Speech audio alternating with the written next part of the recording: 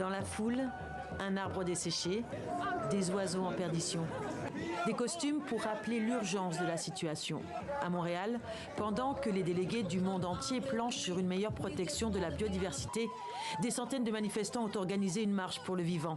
En pleine COP 15, ils veulent envoyer un signal à ceux qui négocient le prochain pacte de paix avec la nature.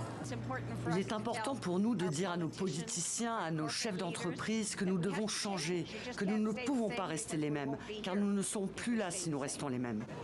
Ils le répètent, l'homme et la nature sont dans le même bateau. Et le temps presse. 1 million d'espèces sont menacées d'extinction. Un tiers des terres sont gravement dégradées et les sols fertiles disparaissent. Elena Galinga est l'une des voix des peuples indigènes, eux aussi menacés, eux qui sont les meilleurs gardiens de la nature, un lien indéfectible les unissant au monde qui les entoure.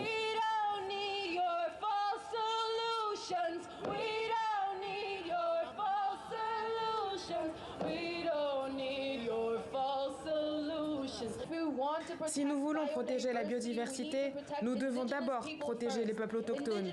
Les peuples autochtones protègent la biodiversité. Les 5000 représentants de 193 pays ont 24 objectifs clés, dont la protection de 30% des terres et des mers d'ici 2030. En moins de 2 semaines, ils doivent sceller un accord historique. Dernière chance de sauver les espèces et les milieux naturels d'une destruction irréversible.